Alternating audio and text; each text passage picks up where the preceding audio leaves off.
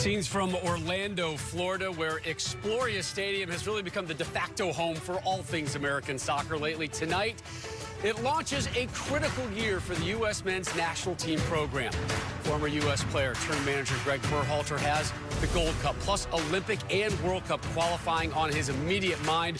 Today, it all starts with an opponent that has caused all too much heartache, Trinidad and Tobago. Glad you're with us as we take an important step leading up to the 2022 FIFA World Cup.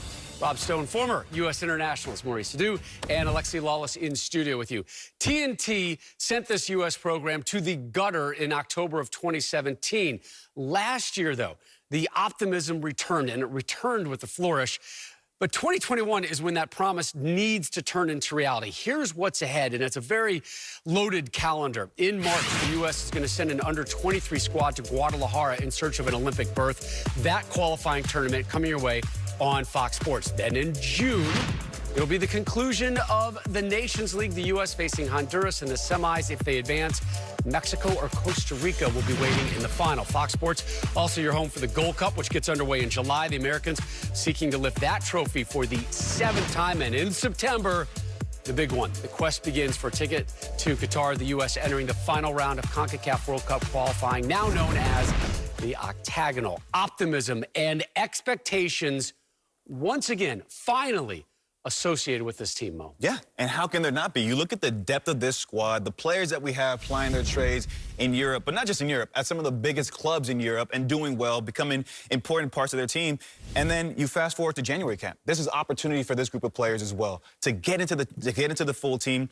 We looked at the list of schedules and features for this year.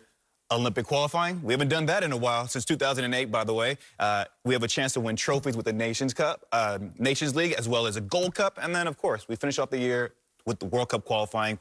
Big year for these players. A lot of opportunity at stake today, and I'm excited. I'm jacked up. I'm so jacked up for this new year. 2021, bring it. Look, I'm hard-pressed to find a time in U.S. soccer history when there has been more optimism relative to the U.S. men's national team program. And obviously, it comes on the heels of the worst moment, which was not qualifying for the last World Cup. So why is that optimism there? Well, one, it's the level of talent. When you look across the board, these are some very, very good players. And obviously, that are playing at some very, very good leagues around the world and obviously domestically here. But also, it's the depth of talent. And what does that do? That increases competition as a group and individuals for places. The other thing you mentioned, expectations now. They raise with that talent. That's a good thing. That's a good thing for Greg Berhalter. That's a good thing for soccer, but also for Greg Berhalter and company. 2020 was a lost year, so they got to make up time. We saw that calendar right there. He cannot afford to waste a single training, a single day, or a single game, including tonight. In U.S. soccer circles the last couple of years, the expectations have only been on the U.S. women's national team. Finally, the men now have these expectations. They fought hard for them. They need it, and they've earned it. Here's your U.S. starting lineup, which shows, Mo, 6 Olympic-eligible players. That is key today. It is key. Matt Turner wins the competition in goal to make his debut tonight. Aaron Long will be partnering along 3 of those U23 players, so his role will be important back there to show some leadership. Kellen Acosta, back from the shadows. He has a chance to try to claw his way back into the conversation in that congested midfield. And Jesus Ferreira. No Josie Altidore today. So all eyes will be on him, and if he can establish himself as a number 9 potential for this U.S. men's national team. Time now for Match Day All Access, sponsored by Volkswagen, the presenting partner of U.S. Soccer. Here's U.S. head coach Greg Berhalter on FC Dallas's Jesus Ferreira. You know, Jesus has had a great 3 weeks of training. We're excited to see him play tonight. And what he gives us is the ability to drop into midfield, create an extra man, and then specifically tonight, we want to see him arriving in the penalty box. It would be nice to get him a goal tonight. TNT, they're now managed by former England international Terry Fenwick, who represented the Three Lions at the '86 World Cup, which means he came up against the late, great Diego Maradona. Fenwick, one of the players Diego dribbled through in that famous second goal in Mexico. And here's how the Soca Warriors line up tonight, Lex. Oh, yeah, another classic Terry Fenwick 11 right here. You know it, you love it. Look, he's putting his players in the storefront window right now, including Alvin Jones, brother of Jovan. Might remember him from a few years ago, scoring a goal against the U.S. on that fateful night in Cuba. He, rumor has it, is being watched by MLS teams. Keep an eye also on Ryan Telfer, the 26-year-old. 6 caps, 3 goals. My Rutgers education tells me 50% of the time that he's on the field, he scores a goal. Also formerly from TFC. This match on FS1 is sponsored by Volkswagen, the presenting partner of U.S. Soccer. You know, last year, the U.S. men's national team played all of 4 games. This year, well, they're going to play at least 20, it looks like. The first of which comes from Orlando, Florida, as Greg Berhalter's American men take on Trinidad and Tobago. Hello, everyone, and welcome alongside Stu Holden. I'm John Strong. A lot of games this year, which means a lot of opportunities for players this year to stake their claim in all these different rosters for all these different trophies. So, Stu, who is out there tonight maybe has the best opportunity to improve their stock ahead of this big year? Well, Jesus Ferreira is certainly one, and coming off a disappointing year for him with FC Dallas, just the 1 goal. 8 the year prior, he has an opportunity at the number 9 position to make a difference. And Aaron Long, a lot of transfer rumors around him potentially going to Europe in a center back position where you'd only really say that John Brooks is locked in there. Who is going to be a partner for him? Aaron Long has another opportunity tonight in a U.S. shirt to show Greg Berhalter. Long, a captain of the U.S. for a 5th time tonight, and the U.S. has won all 4 prior opportunities where he has worn the armband.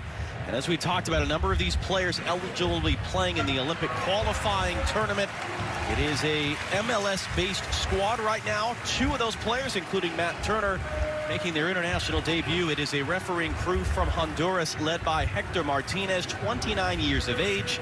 He was the referee the last time the U.S. played Trinidad and Tobago. That was in Cleveland in the summer of 2019 during the Gold Cup. A 6-0 win for the U.S. on that night. Their biggest ever win against the Soca Warriors, and their biggest ever win in a CONCACAF Gold Cup game. It is a lovely evening in Central Florida. Temperature in the mid-70s, a little bit of a breeze. Not too much precipitation expected until late tonight. And as Rob alluded to earlier, Orlando really has become the hub of American soccer over the course of 2020 and into 2021. And it is a significant year with a lot of opportunities. By this time next year, we're going to have a lot more answers. And we're going to have answered a lot more of this referendum on all the changes that have been put in place since that night in Trinidad in October 2017. So will the answers be good? And how will we feel by this time next year as we get set to go for the United States and Trinidad and Tobago? World Cup qualifying amongst the objectives in the year ahead, and the year is now underway. It is the United States wearing white. It is Trinidad in the stripes of black and white as that referee hits the ball, and that will stop play momentarily. It is a year ahead for the men of the United States. For a lot of these players, they're going to be going to Guadalajara in March for the Olympic qualifying tournament. The hope is to have 2 games for the senior team in Europe in March. Then in June, the CONCACAF Nations League finals. In July, the CONCACAF Gold Cup, maybe an Olympics in the summer as well. And then in September, the beginning of qualifying for the 2022 FIFA World Cup in Qatar. In fact, by New Year's Eve of this year, we'll be more than halfway there through the qualifying process for the next World Cup. Trinidad and Tobago similarly, they've got World Cup qualifiers starting in March. They are hoping to be at the Gold Cup as well. As we'll take you through, they have some serious challenges just to get themselves on the field for this game. And immediately you see high pressure from the U.S. Jackson Ewell dumped off that ball.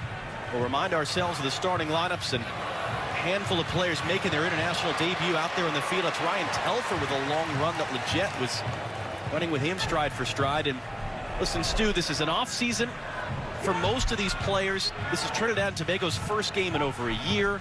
How do you expect this thing to look out there tonight? Well, for the United States men's national team, and it's something they've been preaching throughout camp. Greg Berhalter and his staff, stake your claim, and it is about that. This is as much about the individual performances as it is for the collective. Vines playing that ball into Ferreira. A little bit of hesitation there from Fonset. Ferreira laying it back in on an empty net, and Jonathan Lewis has his first career international goal. Less than 2 minutes in, the second nervy moment at the back for Trinidad and Tobago, and just like the U.S. did a month ago against El Salvador, a great early start. Well, it's a really great entry ball from Sam Vines on this left-hand side. And you're going to see he sees the space. Ferreira, the running from inside this Trinidad and Tobago back line just completely opened up. And then the awareness in that moment to lay it off for Jonathan Lewis to put it in the back of the net here for Ferreira. Has a lot of time to think about it. Sees Fonset out of his goal, lays it back. The run from deep from Lewis. And it is easy going here for the United States early, getting on the board. Great start, high intensity, high pressure, finding the gaps. 1-0. Now, 2 of the 3 Colorado Rapids on the field for the U.S. tonight involved in that goal as Vines was in the buildup, and Jonathan Lewis finishing it. His 7th international appearance. He played out of the January camp a year ago. He was one of 2 players, the other being Kellen Acosta, that Greg Berhalter was full of praise for. Guys that were sort of perceived as now they had their chance and now they're out. And Berhalter preaching to us yesterday, nothing is permanent. Your spot isn't permanent, and being not a part of the team isn't permanent. And the work that they put in for their clubs, the work that Lewis in particular put in during camp the last couple of weeks,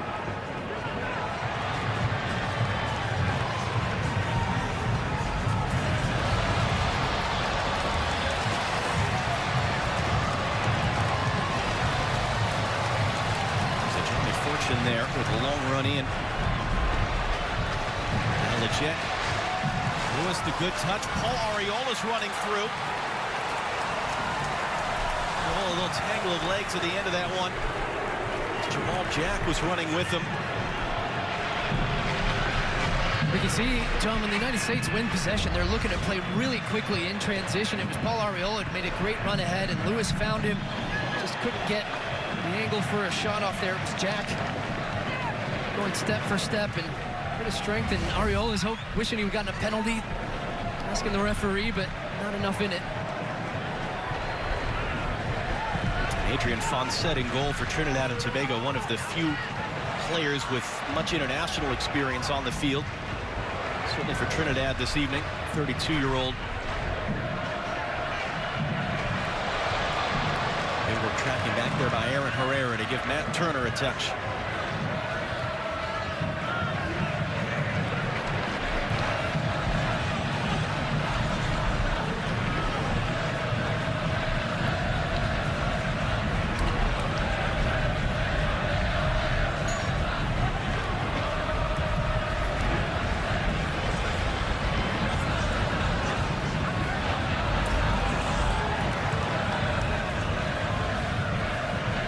Robinson now. Arriola for Kellen Acosta. Aaron Long looking long. Vines brings it down. Inside for the late run of Legit. Legit just sort of pushed off it there. At the end by Alvin Jones. And then off of Yule's face to end that sequence. Sam Vines is taking up some great positions in the attacking half here on this left-hand side for the U.S. And there's something we talked to him about yesterday, and being in the left-back position. But he said Greg Berhalter likes the fullbacks, wingbacks to be aggressive and take up attacking positions. And you see him doing that a lot. The same in the game against El Salvador, the last U.S. men's national team match. And getting in those advanced positions, looking to play balls in behind. He's going to be a real threat throughout this game, as well as Herrera on that right.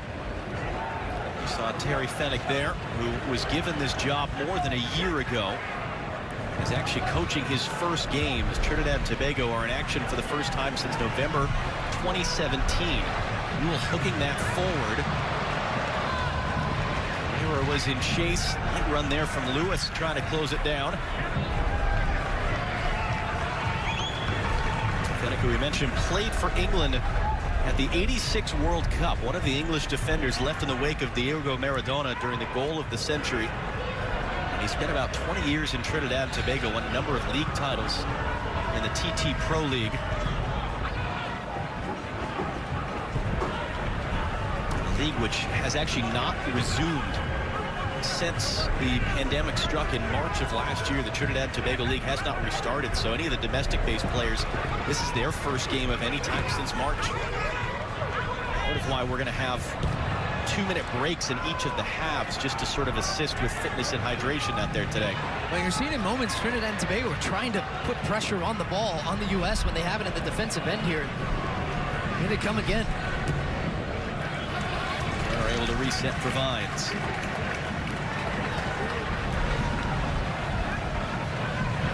Vines just got that away, dumped to the turf behind the plays. He released the pass, legit for Jonathan Lewis, who has the early goal. Good tackle there by Leland Archer of the Charleston Battery to knock it out.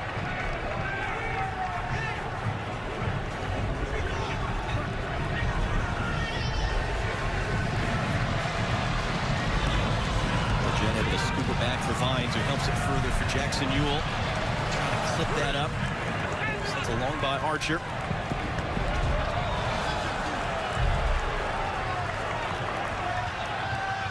See, Jamal Jack is a big physical presence, tracking back on Paul Arriola earlier in this half, and then that time throwing Herrera to the deck. Yeah, Jack's another interesting outlier, 33 years of age, only his 3rd ever international appearance for a guy that has bounced around a number of clubs in the Caribbean over the years. Just to let that go for Herrera. Herrera further along for Paul Arriola. Hold it up there on Jack. And across from Herrera in a good area. Archer got there in front of his goalkeeper. Acosta trying to hold it in.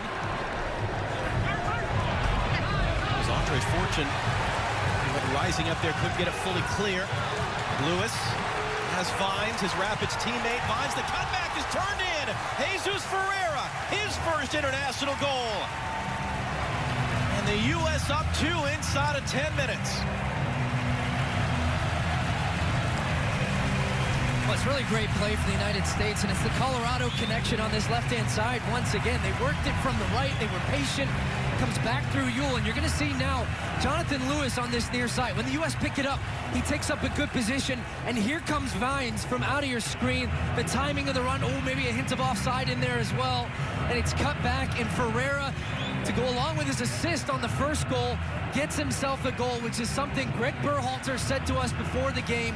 He wants to see him get in front of the net and put one in the back of the net. Only 1 goal for FC Dallas all of last year, and he gets his first international goal in his 2nd cap, and a really well-worked goal for the United States. Well, if you include the secondary assists, it's Lewis, Vines, and Ferreira who have both been involved in these goals, and we're used to seeing Jesus Ferreira, the 20-year-old from FC Dallas, in more of a midfield position, playing up front tonight for the U.S. And Greg Berhalter told us yesterday, we just see him as a different player than Dallas do. It's not a big deal. It's just 2 coaches seeing a player a different way. But he said he was really excited to see Ferreira's performance in sort of a deep-lying number 9 kind of a role for the son of the former MLS MVP, David Ferreira, who made his debut last year after getting his U.S. citizenship. Arriola, early cross for Ferreira, popped in the air, and Fonset is able to recover.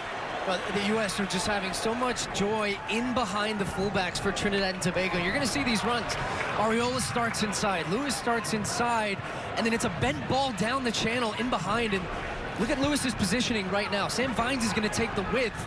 And that's where Greg Berhalter wants those wide players being flexible. Come in, find the pockets, get wide, hug the touchline. And Trinidad and Tobago right now having a really tough time defensively dealing with that attacking movement from the U.S. Again for Sam Vines.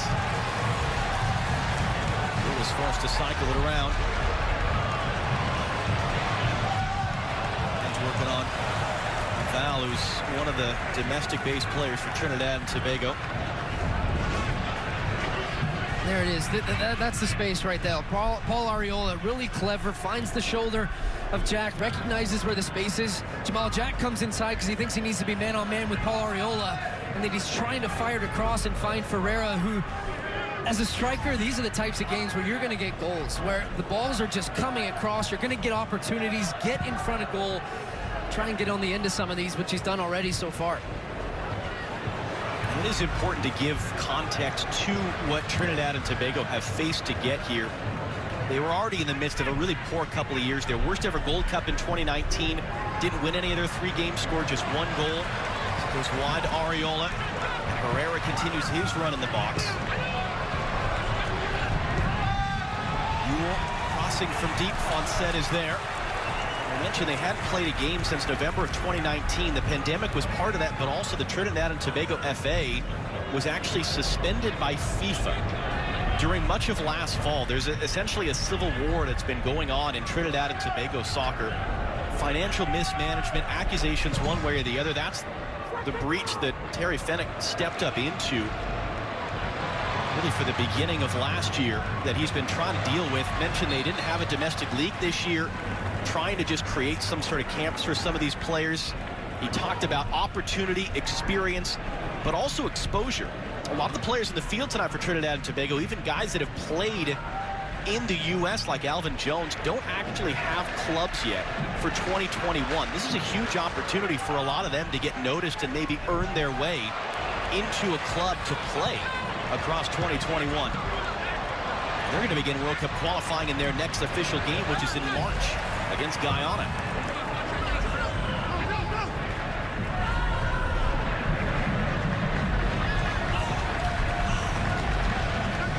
That's what's ahead. They will begin in the first round, Trinidad and Tobago. They have to play qualifiers just to get into the Gold Cup.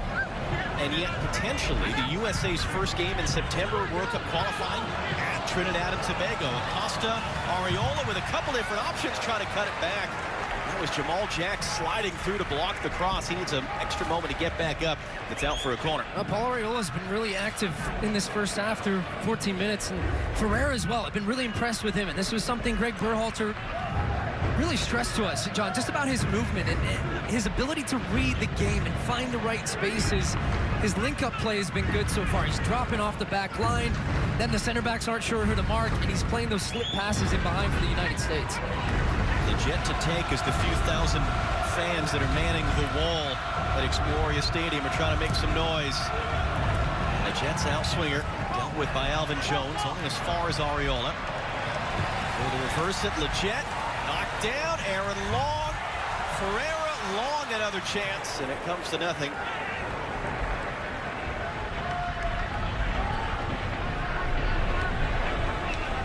Adrian Fonset happy to have just a second to try to get his teammates up the field a bit and have them catch their breath.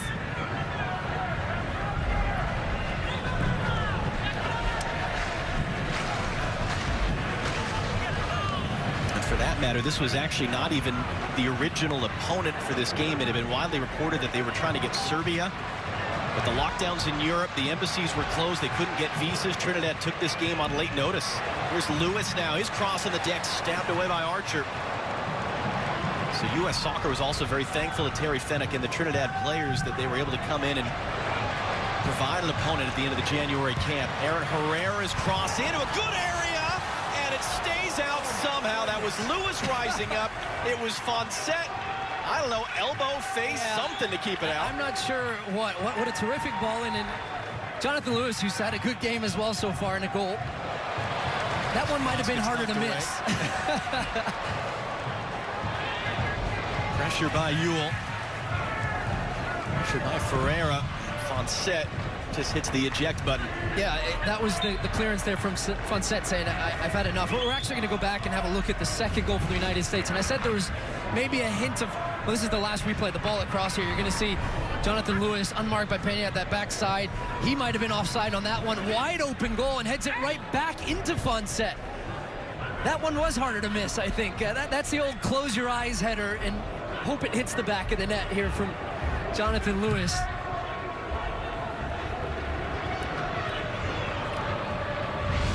Something had to go against him in the first 15 minutes, and that's what I guess it was. Now here they come again with Lewis. Coming down this side, running at Federico Pena. Pena, one of the North American-based players that just met their coach and their new teammates on Friday. That was when the domestic-based players for Trinidad and Tobago flew in to Orlando and met the contingent of players based in North America.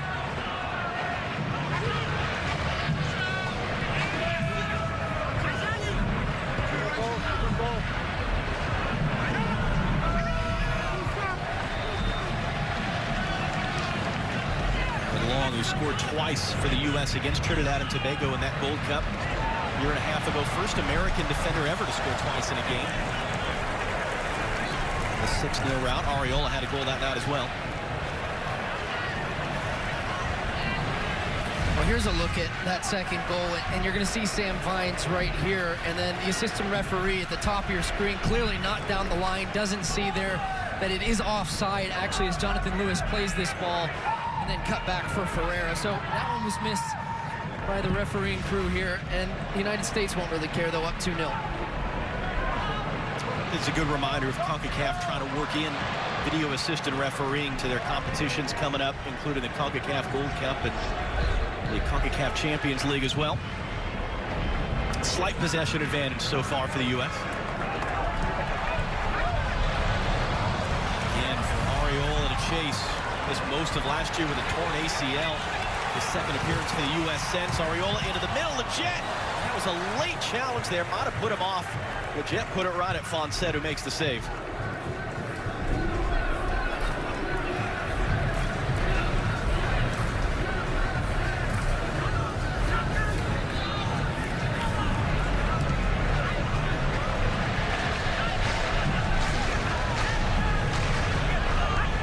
There by Alvin Jones, who's in a bit of a different role. Alvin Jones, we're used to seeing him at outside back. He's playing in the middle of the field. We had heard that there was perhaps an MLS team interested in seeing him in a slightly different role in this game, as maybe an explanation why. The younger brother of Seattle Sounders stalwart Jovan Jones. Wide it goes to Bonval. Able to cut it back on Vines. His crossover cooked, and again, that's Bonval, one of the players based in the Trinidad League. It's his international debut. It's his first game of any kind since March. Yeah, I think it's really important, John, as you mentioned earlier, just having context in this game for the United States and this Trinidad and Tobago team who need a game, but also, in essence, are doing the United States a favor. When Serbia dropped out and wasn't able to happen, that a game went ahead, and all these players are getting an opportunity, but a number of these players for Trinidad and Tobago just not match fit and haven't played together at all. There's Vines coming forward again.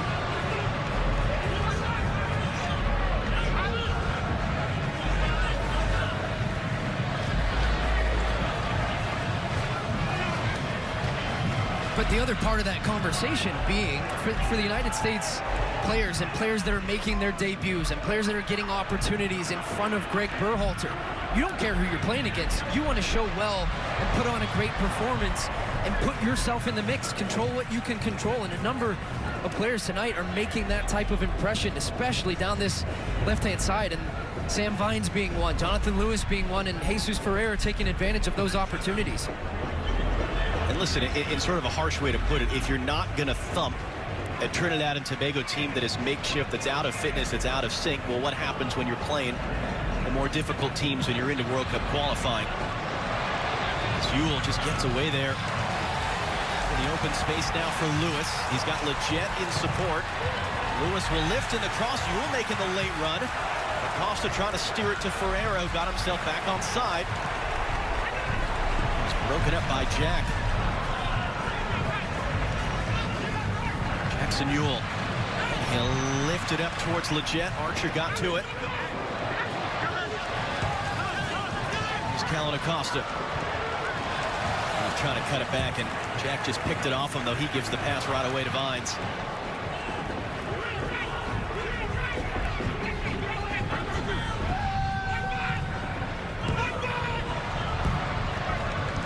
Arriola, Acosta. Slipped that one in for Leggett, and he was offside. Nice look, though, from Callan Acosta in the middle of the field there, coming across, and Leggett starting with a deep run, getting him behind the back line for Trinidad and Tobago, but judged to have been offside.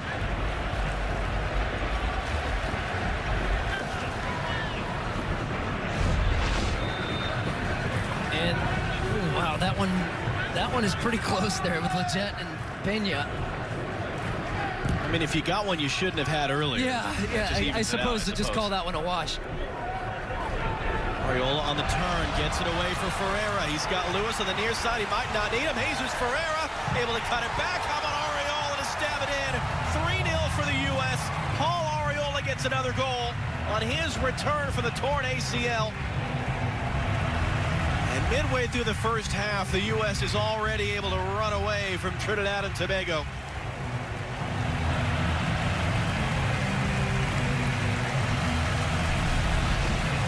Oh, and it comes from deep in Trinidad and Tobago's end. Kellen Acosta wins the header, and it's Paul Arriola who starts it and then finishes off the play. Stays with it. Ferreira trying to get away there from Archer.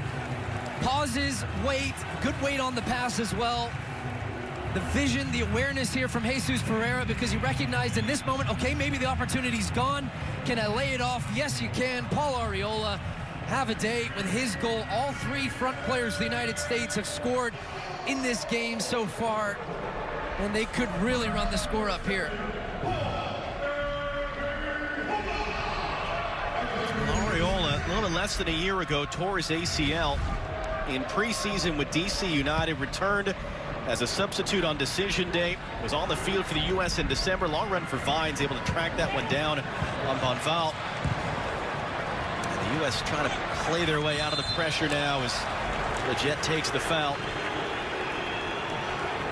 And Arriola spoke yesterday about this camp, these 3 weeks being another big step in the return from the injury. So this is the longest stretch of practice I've really had. I feel good about it.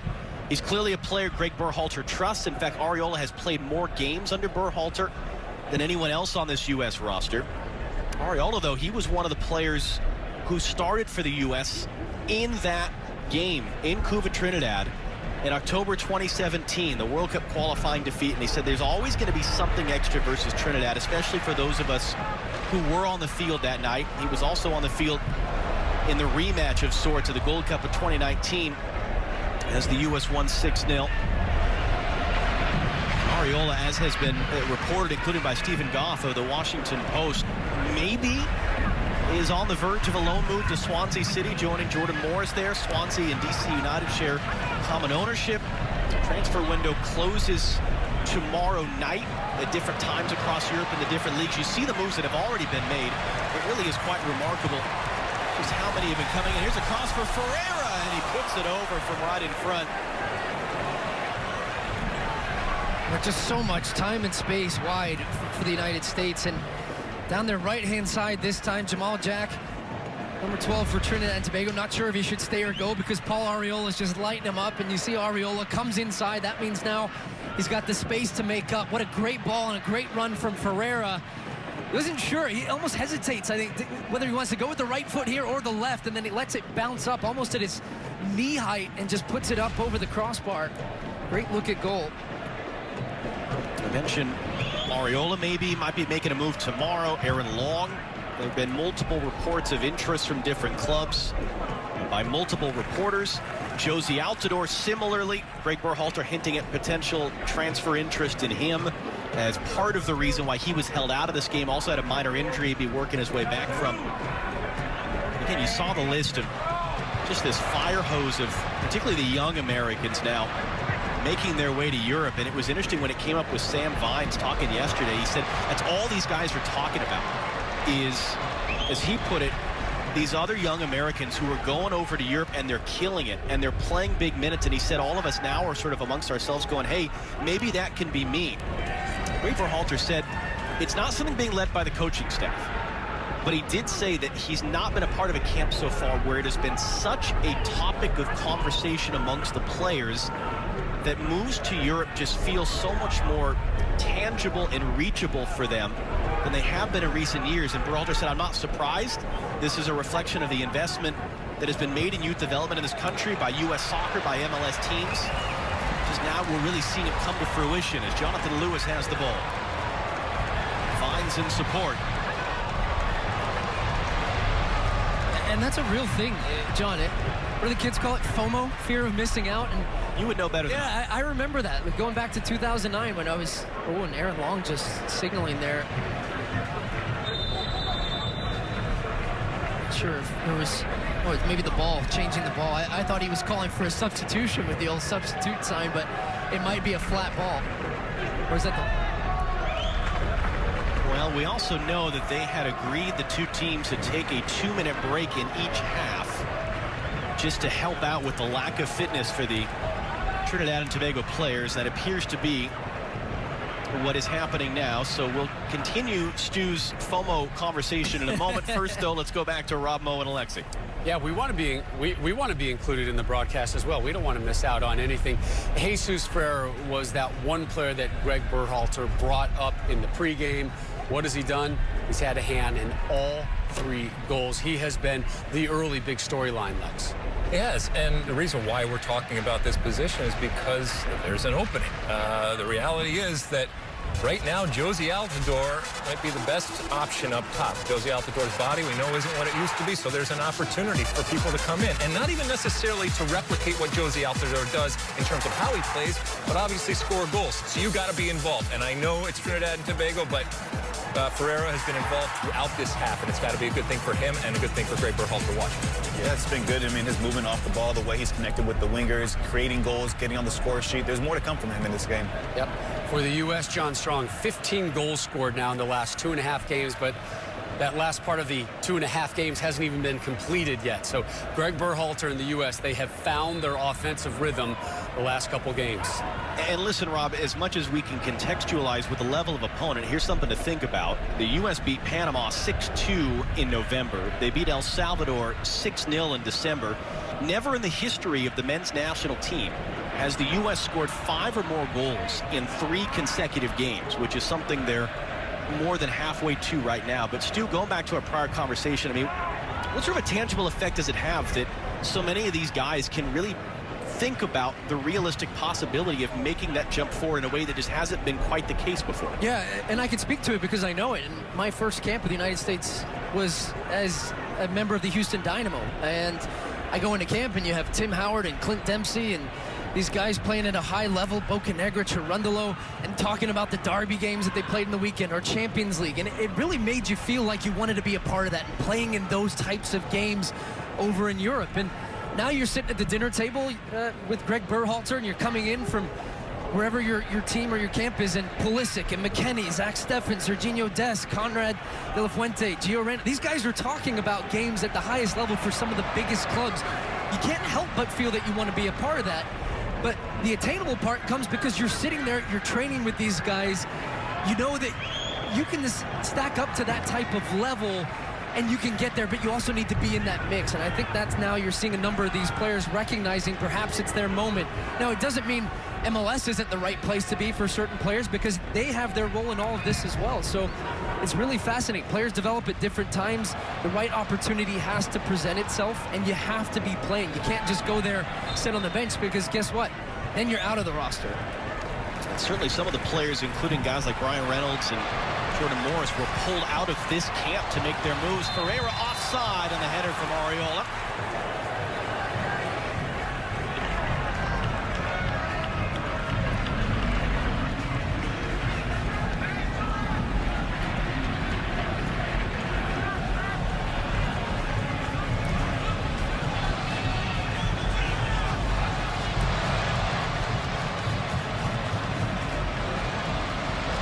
Long and a chance for Bonval if he can slide through and control that. Did really well there. Vine's got a touch. Following up his Pena, and that ball comes out of play. It will be a Trinidad throw. Bonval's going to get to it. Mishits it. Long try to recover. Telfer couldn't do anything with it. And how about Matt Turner?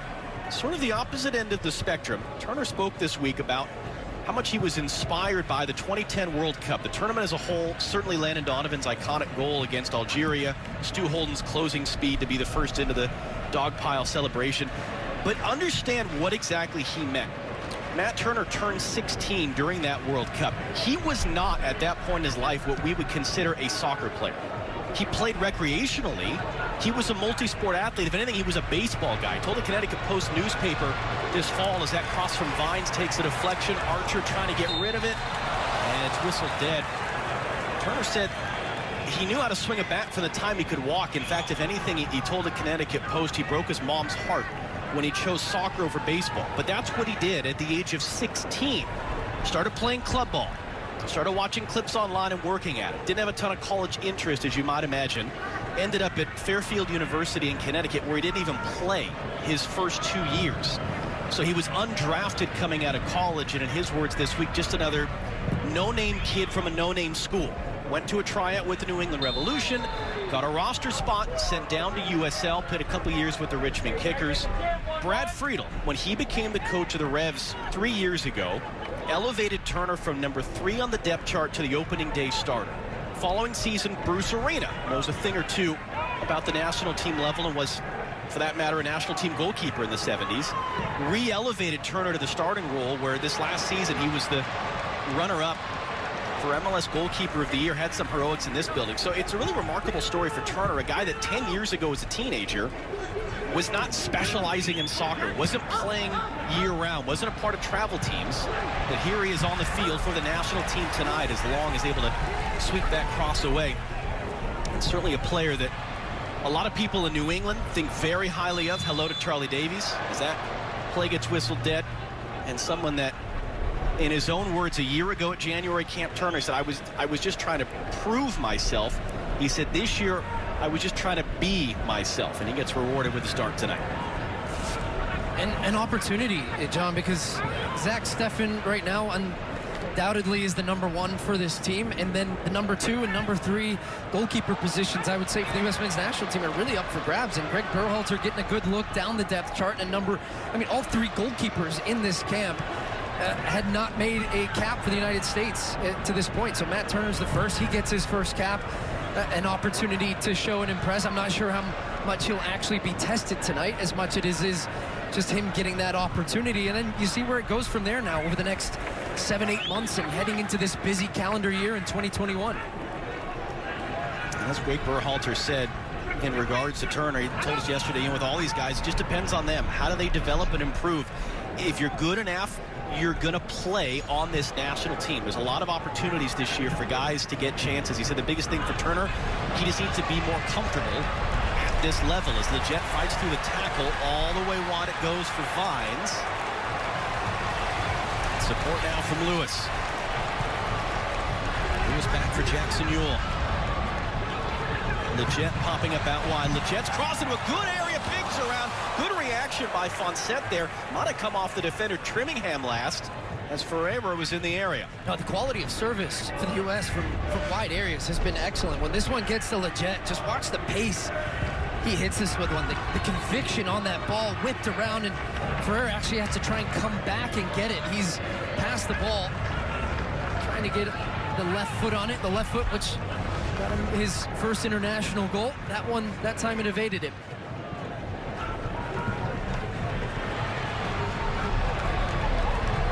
Well, as we move into the new year, U.S. Soccer has released guidelines for indoor soccer as part of its Play On campaign, providing recommendations on returning to play safely as Herrera's attempt pushed away by Fonset. For more information on the Play On campaign, go to ussoccer.com/playon. It's going to be out for the second corner of the night as Fonset makes his second big save.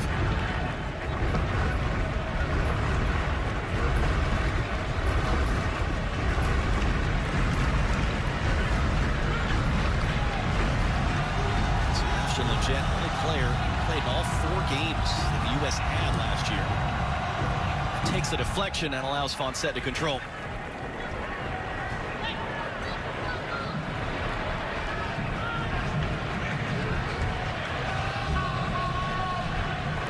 A false start there by Fonset.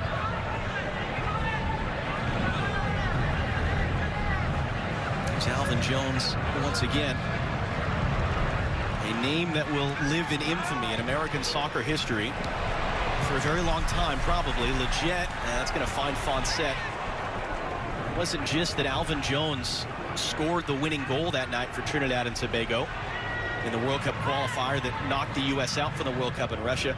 For that matter, it was Jones's cross sliced backwards that led to the own goal, the opening goal for Trinidad. And when he joined up with Real Salt Lake and Real Monarchs in the last year, he told us yesterday that he was asked about that night quite a bit. He said, a lot of my teammates didn't actually really even make the connection. It wasn't until a few weeks into my time at RSL that we saw some clips and people talked about it. And on the one hand, he talked about that night with such joy that they really came into that game just wanting to give the country some pride, give their families some pride. the upset win over a U.S. team when Trinidad had nothing to play for. And he said, we celebrated like we had qualified for the World Cup. And it was the harsh reality the next morning when they realized, well, no, we were long since eliminated. Well, at the same token, it has just gone from bad to worse in the years since for the Soca Warriors, that you could tell that Jones really doesn't want to talk about it as much and wants to move on, hoping for a brighter future for this team. That's a great ball and a chance for another. Fonset made the save there as a late run by Aaron Herrera gave him an opportunity. And John, I have to say that we all feel the same way. We don't need to be talking about that moment for another minute 30. I mean, you really know how to bring the mood down, don't you? Such a positive and optimistic 2021. Here we go, and you're going back to Cuba. Okay. It is the darkness which makes the light stand out. Okay, yeah, that's good. All right, I'll give you that. I'll give you that. But fascinating that Alvin Jones has found himself in American soccer in the last year. Not quite sure what 2021 holds for him. You said, just you wait. It is very possible that the U.S. opens up this next qualifying campaign in September in Cuba. That it would be their opponent if Trinidad gets through the qualifying rounds. Might be a little bit of passion displayed that night. And if anything, for Trinidad and Tobago, it was revenge for 1989 when they thought they were going to qualify for the World Cup for the first time. Paul Caligiuri's goal, giving the U.S. a 1-0 win, and a shocking upset for the U.S. to put them in the World Cup instead. Here's Jackson Ewell heading off for Leggett. We expect a lot of subs going into the second half. A number of players, Greg Berhalter telling us yesterday, he wants to make sure he sees on the field. As many as 10 players could be making their international debut in this game. 2 already on the field, and Herrera and Turner.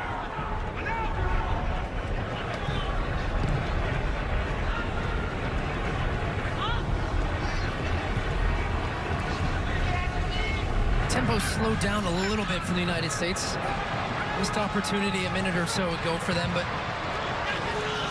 Herrera again dropping in that little pocket of space. Couldn't make the clean move on Trinningham.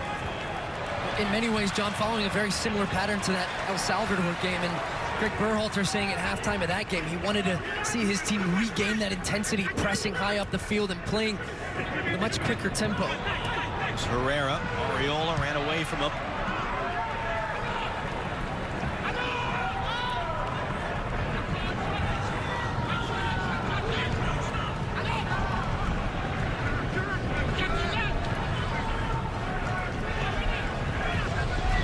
Again, dropping in, trying to play up for Lewis. Flipped along by Archer, and an offside flag will end that sequence.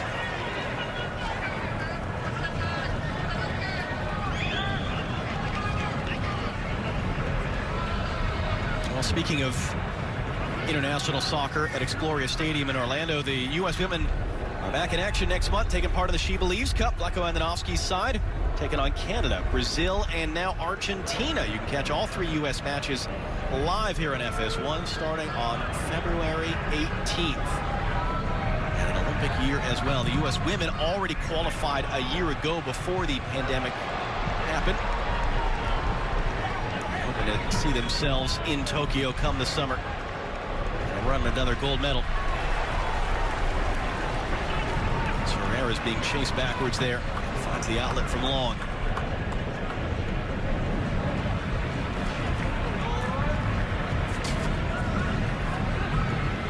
Aaron Long talking yesterday about the transfer speculation, which he was a part of in the summer of 2019.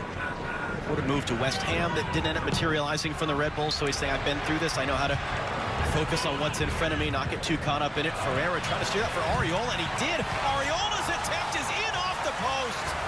Paul Ariola, second goal of the night. Third goal in 2 international matches since his return from the torn ACL, and the U.S. makes it 4.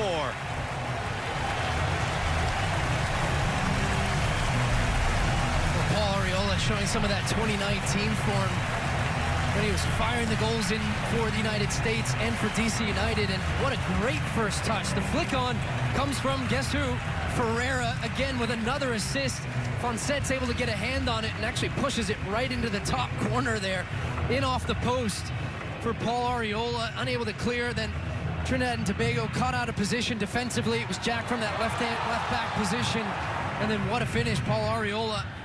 4-0 United States, getting that fourth one right before the end of the first half here, and he's having a night. Second for him. A couple of interesting notes. You see 8 career international goals for Arriola, 4 of them against the Soca Warriors. Jesus Ferreira right now, 3 assists and 1 goal. He's been involved in all 4 in this first half.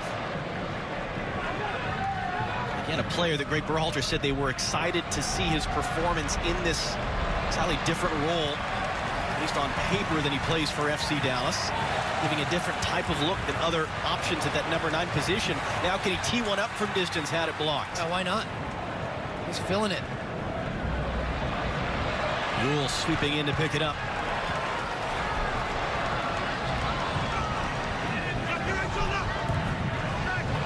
Herrera, Acosta, and it breaks down.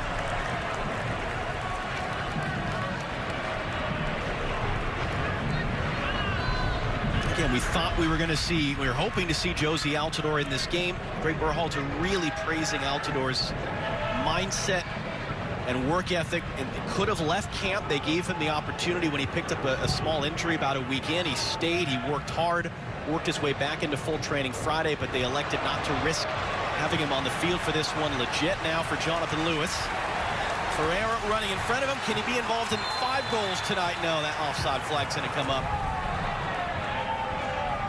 It's an opportunity for Daryl DK to make his debut. We know certainly with Jossie Zardes, what he has provided over the years. Matthew Hoppe, teenage from Schalke, from California, who sort of burst on the scene all of a sudden. There's the John Strong I know. But it's fun to see, again, not just different players, Stu, but different types of players. Yeah, in these different roles. It is, and in reality, you're talking about probably a starting 11 for this men's national team that's European-based, and then you're thinking about positions probably 14 to 23 on that roster, and the depth even there, the fight for those positions is more difficult than it has been in the past. And you look at center back, I mean, I said earlier, you have John Brooks, but then you have a list of guys like Mark McKenzie and Aaron Long and Matt Miazga. Keep going, Chris Richards, Walker Zimmerman, Tim Ream. I mean, there's so many players playing at high levels that could put their name in that hat and show Greg Berhalter, yes, I could be in that position. I would say the only one, number 9, is where there's no real clear front runner as to still who is going to be the striker for that team. Now, I'm not saying Ferreira tonight, if he has 3 assists and ends up with 2 goals, he should be that number 9, but he's making a stake to Jason Christ, Olympic team coach, who's on the bench right now for Greg Berhalter, that I could be starting in those Olympic qualifiers come March for this team. Costa brings that down. We'll have 1 added minute here at the end of the first half. Arriola on the deck. Ferreira. Calvin Acosta. Saved by Fonset, and the rebound swept away. Archer was first to react. Now recycled back through. Pena diving to get it out. Confirmation of the 1 added minute here at the end of the half. If there's any more than one, Terry Finnick might have rioted here for Trinidad and Tobago, because they need to halftime break here, and I would imagine they'll make some substitutions as well. Herrera running in. Finnick telling us yesterday they will be aggressive with all their substitutions as well, as you would imagine. But every January camp, you go back through all the years, there has always been at least one player who has made their debut at a January camp, who has made themselves a regular with the U.S. in future years. Herrera, unsure whether he's offside or not. It was actually Ferreira who was the offside player. Herrera might have been able to continue there. But there was some confusion of who was offside and who wasn't. That should be the final action of this first half, and indeed it is. So what we would have expected, what we would have hoped for, has proven true so far. Jesus Ferreira, the star, a goal and 3 assists. Paul Arriola has scored 2, and a lot for Rob Moe and Alexi to discuss on the other side of the break. 45 minutes down, 45 to go in Orlando. It is the United States 4, Trinidad and Tobago 0.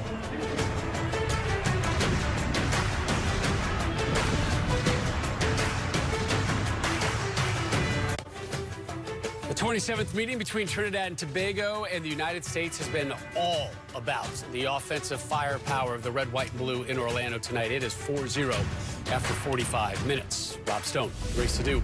Alexi Lawless here with you.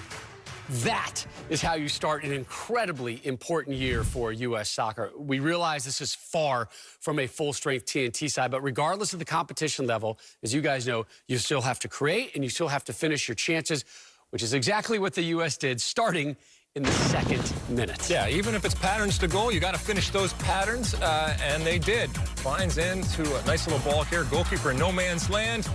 Pereira, who we'll talk a whole lot about, just drops it nicely to Lewis, who finishes it off. That's the way that you start a half, and from there it was all U.S. 7 minutes later, it would be 2-0 U.S. Ferreira getting the goal this time. And it's that same trio. It's this time Vines getting up high on that left-hand side. Jonathan Lewis showing a lot of composure to wait for him to make that overlapping run. And who's on the final ball?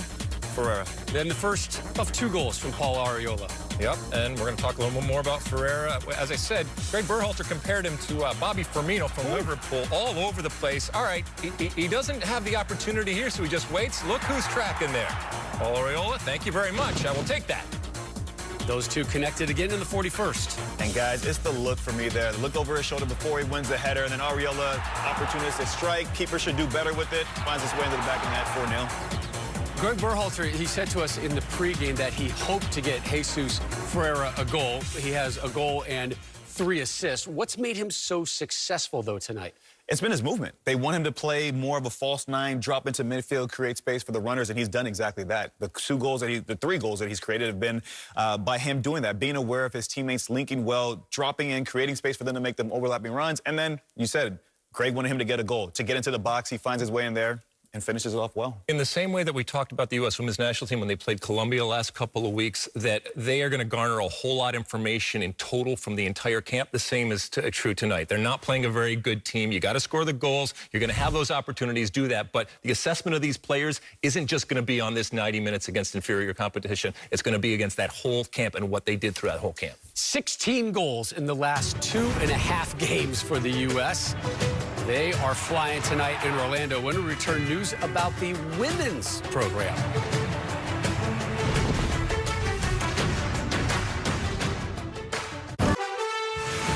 Tonight's telecast is sponsored by Volkswagen, the presenting partner of U.S. Soccer. 4-0 at the half for the United States against Trinidad and Tobago. 27th all-time meeting between these nations. This is the biggest ever halftime lead for the U.S. And Stu, we're used to seeing Mexico blow teams out. It's not something historically we see from the U.S. And while, yes, we'll contextualize the opponent in this circumstance, there is something significant to be gained from really seeing this team put the goals in. There absolutely is, and perception matters, and the optics matter for the United States national team as they look to become, once again, that CONCACAF giant. And you think about teams that are playing against, okay, say Mexico, and going into Azteca, or facing the U.S. or facing Mexico in any of those moments. And we're talking about it, John, about how the U.S. haven't done that historically. Well, if they can get to a point where it's 5-6 goals each time, that becomes intimidating for teams playing against this potentially mighty U.S. team going forward, as we're going to see a debut here for Andres Pereira, which is a significant moment for him and for the United States. Andres Pereira on for Sebastian Lletget. A very fascinating backstory to this young man. He played for Colombia at the U17 World Cup, the U20 World Cup. He faced the U.S. at the 2017 Under-17 World Cup. That's part of where the story picks up. You see the assistant coach for the U.S. team on that night, Blake Wagner, who had played in MLS and USL. He is a coach as well for a youth club in Tampa. That's where Andres Pereira was actually born. To Colombian parents, he grew up in Colombia. One of Pereira's cousins played for Wagner at the youth club, and he told Wagner, hey, when you're going down to the World Cup, say hi to my cousin for me. And in talking to Wagner earlier today, he said it wasn't really even a recruitment pitch. It was just, in my broken Spanish and his broken English, hey, how are you? Nice to see you. Nice connection there. Well, he's been on the radar since. And then he joined Orlando City on loan this last year. It was really only because of injuries that he became a regular part of things. Really impressed Oscar Pareja, got a lot of games down the fall. They were planning on bringing him into the January camp. And then one of the players called in December tested positive for COVID on arrival.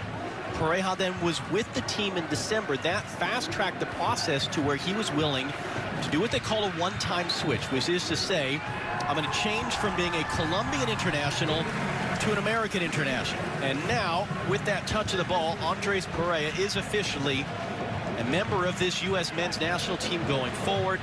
20 years of age, eligible for the Olympics, eligible for everything else, and a player that Greg Berhalter said he's been really impressed by, called him a warrior. Now on the field for the first time as the second half gets underway, and the only change for either side so far. You're going to see him slide into that number 6 position where we were seeing Jackson Ewell, and Ewell, it looks like, has gone to one of those dual 8-10s on that left side. Arriola for Herrera. He'll play the early pass, and it pinged around there as Pena broke it up. Herrera being unselfish, trying to find Jonathan Lewis on that far side.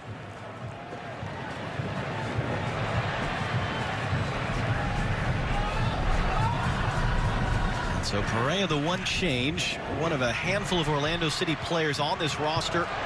Another Daryl DK that Greg Berhalter told us they would like to get on the field for his debut in the second half as Fonset is forced to just clear that ball out.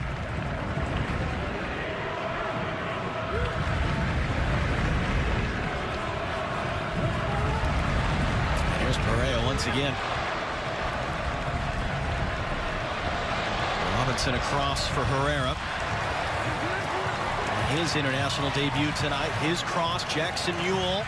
Jonathan Lewis now, he'll bring it down well into the middle. It's just rolling in the 6-yard box. And Arriola comes out the other side with it.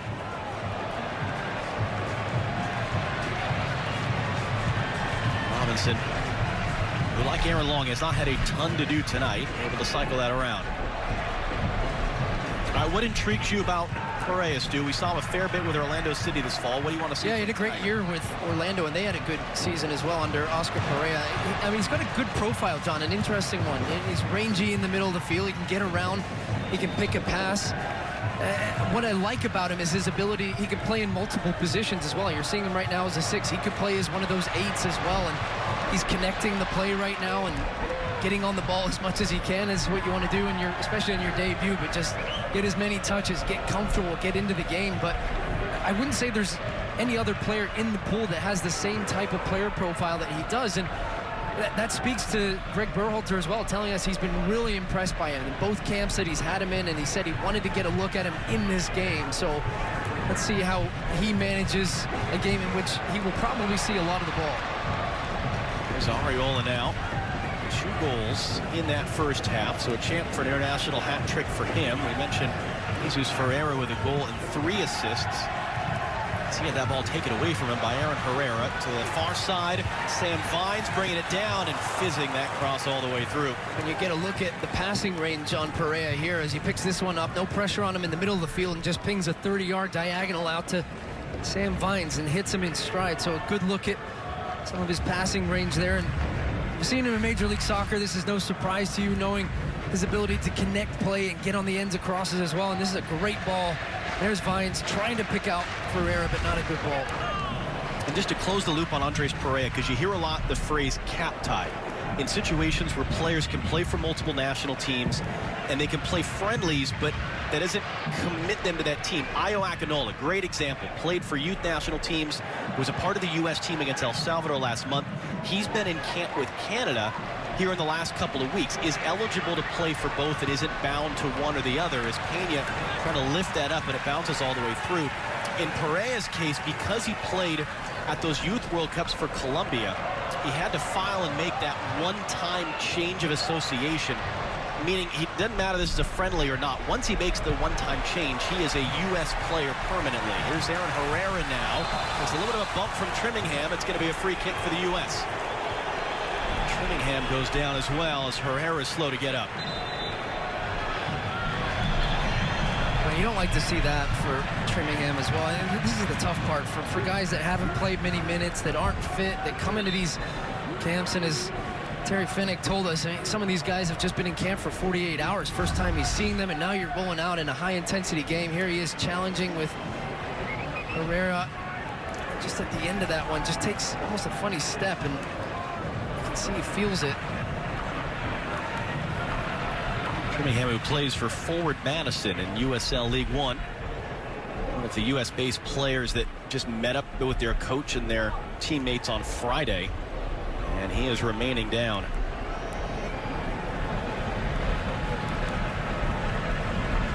It's almost like that right leg just got caught in the turf there behind as he was making the contact with Herrera. There's the leg they're looking at.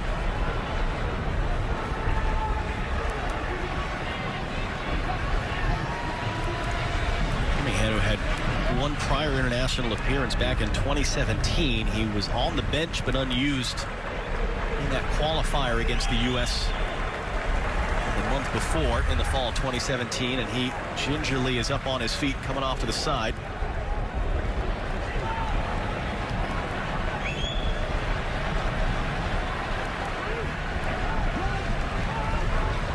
And you see the Trinidad and Tobago players who are up and getting loose. A few of them actually born in the U.S. with Trinidadian family ties and eligible to play for Trinidad and Tobago. I mentioned the handful who have been on part of American clubs. Here's Kellen Acosta to take the ensuing free kick. It's a free header right in front. It's turned in on a diving header by Miles Robinson for his first international goal on his first ever start for the United States senior team. And the U.S. gets their 5th. I believe this is a center back to center back orchestrated goal here as this one comes across, and Miles Robinson back in the mix. First international goal.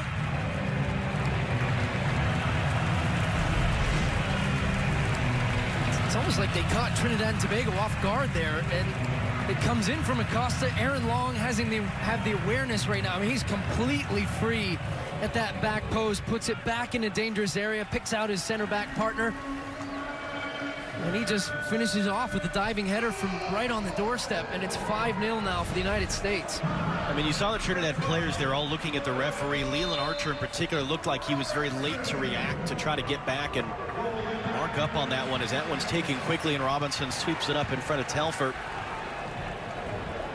And for Miles Robinson, who we talked about, just Herrera gets in a tough tackle there. It's Bonfal who came through.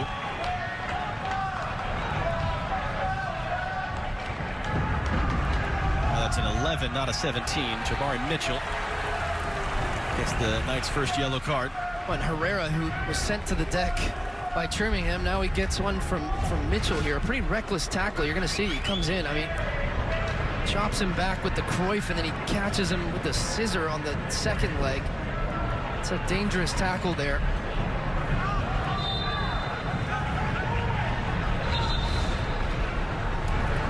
Mitchell, another of the Trinidad-based players who haven't had a league to play in since March, and he'll offer his apology there to Aaron Herrera. And so for Miles Robinson, back on the ball.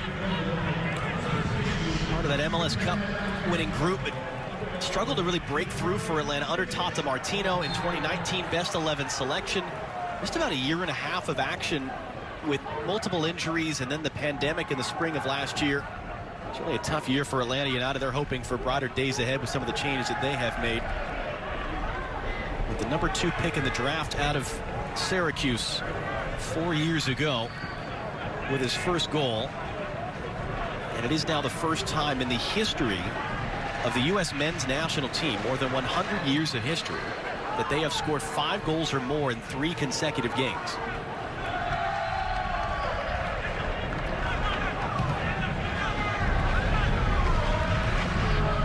As much as we did contextualize, rightfully so, the opponent tonight, the circumstances they're in, the flip side is you're sort of scrapping your way to a 2-0 victory in a game like this. That ball's lifted up over the top for Lewis there by Kellen Acosta. Jonathan Lewis cutting inside. Lewis lets him fly. What a goal that is. Jonathan Lewis with his second, and the U.S. matches their best ever scoreline against Trinidad and Tobago from 2 summers ago at the Gold Cup. It is 6-0. What a terrific pass here from Kellen Acosta to open the space up. But Like Trinidad and Tobago are playing this high line still, down 5-0. They're pressing up higher. There's so much space in behind. Kellen Acosta, time on the ball, picks his head up. Lovely pass into space, and Jonathan Lewis picking up after a great year with the Colorado Rapids, where he was their joint top scorer, taking advantage of an opportunity. And Greg Berhalter, as the Lexi Lawless said in the pregame, say he had a great camp. He came in on the outside looking in. We weren't expecting him to start. He showed well. He's given that opportunity. Well, what has he done with it? 2 goals on the night. Just faces up Pena, 1-against-1. Comes onto that right foot, picks out the far corner, bends it in there. 6-0 United States. So Jonathan Lewis getting his second of the night. A line change now for Trinidad and Tobago. Paul Hackshaw of Indy 11 getting set to come on. Dwayne Maquette, who was playing for Memphis 901, that's Tim Howard's team. Matthew Wooling coming on as well. As the U.S. does match that first ever result against Trinidad and Tobago, 6-0. Incidentally, Trinidad and Tobago's worst ever loss in their history is 7-0 to Mexico in 2000. USA's biggest win, for what it's worth, 8-0 over Barbados in 2008.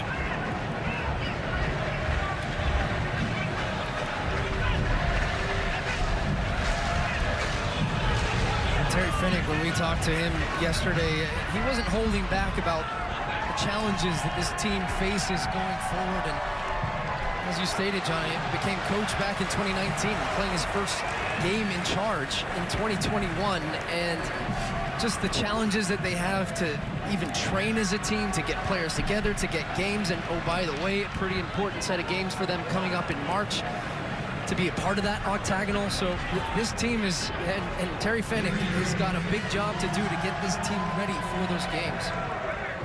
I still think we should call it the octagon, by the way. Yeah, I'm in for the octagon. But yeah. We haven't really had that conversation formally yet. Well, Jonathan Lewis done it now. The ball rolls out on him.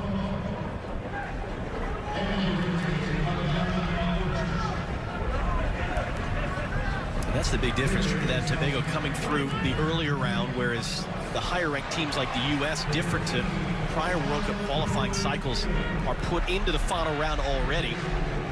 It's an expanded final round, 8 teams instead of 6, still a double round robin. One of the other big differences is in some of these windows starting in September, you're going to play 3 games in a short amount of time as opposed to 2.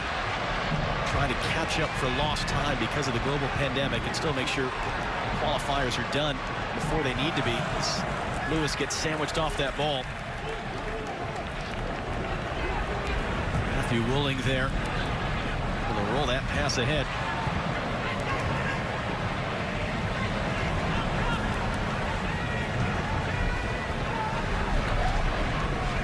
To the near side for Jamal Jack. You see confirmation there. Pena came off.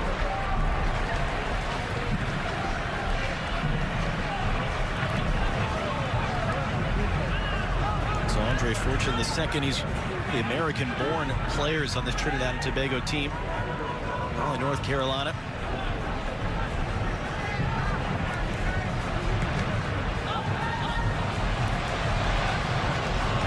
Jump there by Trimmingham, who stayed on since that knock he took a few minutes ago.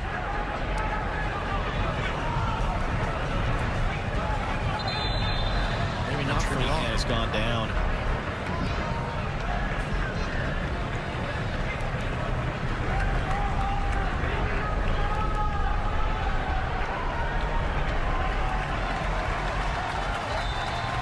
Once again, is going to be brought out.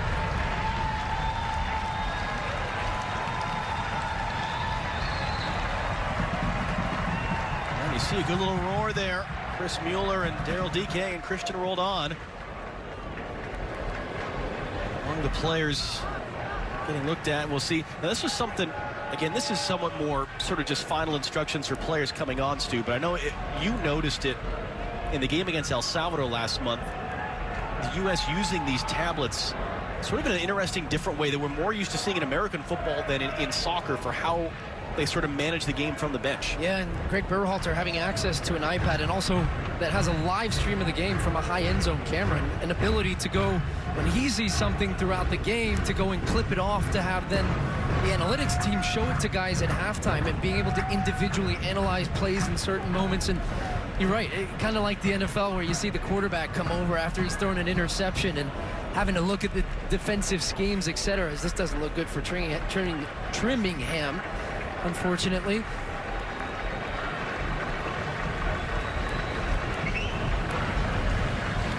And this one, the difficulty when you're making potentially 4 substitutions is that set pieces, is figuring out who's going to have who and making sure the communication is right. That's Aaron Hyde, goalkeeper coach there. So Trinningham has been stretchered off. Trinidad and Tobago did not get a substitute on yet, so they're playing with 10 right now. As tends to happen in these types of friendlies where things do become somewhat ungainly in the last half hour. You get a lot of subs on. As we talked about, certainly fitness issues from some of the U.S. players for that matter in the middle of the MLS offseason, and hopefully the MLS season beginning in April. That's the plan on paper right now.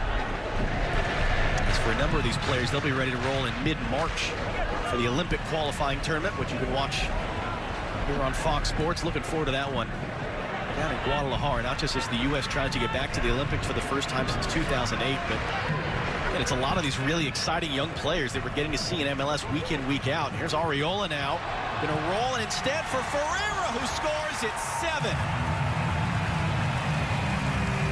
And Ferreira's been involved in 6 of them.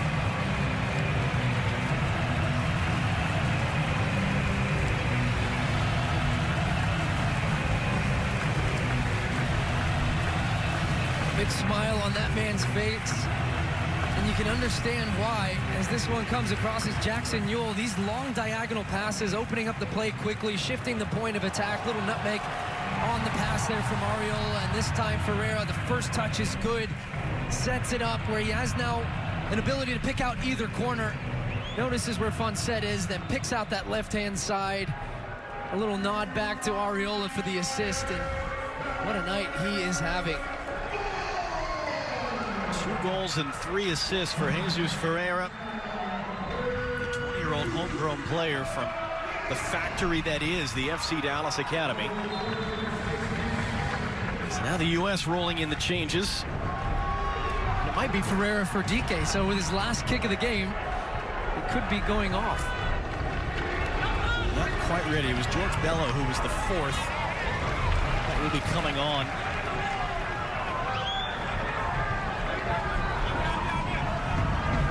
Confirmation of the change that was made by Trinidad and Tobago.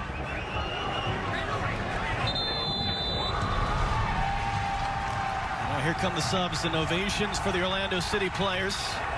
Well, what a night for Jesus Ferreira. Greg Berhalter was excited to see him in this role, Stu, and the young man delivered. He did, and he had a lot of time, he had a lot of space, he had a lot of opportunities, but I tell you what, you have to take them and leave an impression on both Greg Berhalter and on Jason Christ, because I would imagine that you're going to see Ferreira as part of that Olympic qualifying roster coming up in March. 2 goals and 3 assists. Have a night. Good on you. Sam Vines, who was involved in some of those goals early on, he's going to come off for George Bello. Jackson Ewell's night is done. Christian rolled on, taking his spot, we presume. Just confirming who the 4th player coming off is going to be. Another exciting debut for that young man, Daryl DK, 20-year-old from Oklahoma City. Arriola be coming off as well. Big night for Arriola. But DK, not just a tremendous rookie year for Orlando City, coming out of the University of Virginia, but part of a remarkable family. He's now the 3rd member of his immediate family to play international level soccer. It's a dangerous high boot, and a penalty has been given. Andres Perea, the high boot there on Ryan Telfer, and Trinidad have a penalty and a chance to break this goose egg on their end of the scoreboard.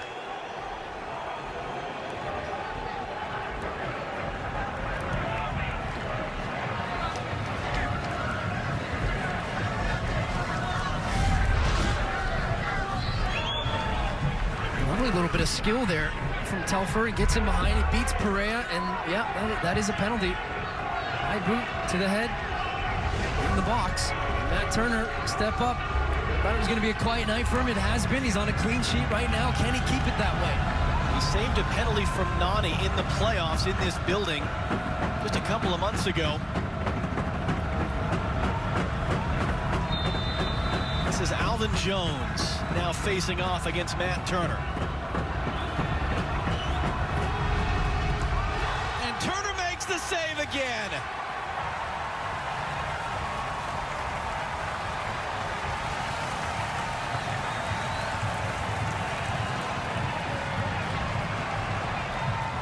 What a great moment for him. And as a goalkeeper, they say it's tough because you don't get a lot of action in these types of games, and then all of a sudden it's a penalty, it's a pressure situation. Can you step up? And he reads it the whole way on Alvin Jones and makes a great save there. What a fun night for 26-year-old Matt Turner. There's another foul there committed by Andres Perea.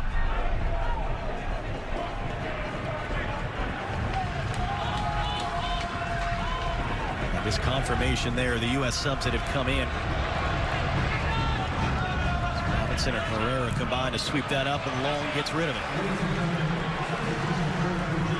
Lewis now on the right, Chris Mueller on the left with DK in the middle, and DK commits that foul. And you're right about that penalty save for Matt Turner in the playoffs, John. I mean, that one against Orlando, it really shifted the momentum and the revolution going past them. This time he gets a good early jump on it. Strong push with that left foot. Crosses goal down to the right, makes the save, and gets up and gobbles up the rebound. You see that little bit of emotion at the end of that? That means a lot to him right there, I can tell you, especially on your first ever cap for the men's national team. And then the further emotion barking at George Bello, who miscontrolled his throw out of bounds. No, that's just normal. Goalkeepers do that anyway, even if it's Bello not their back fault. on the ball.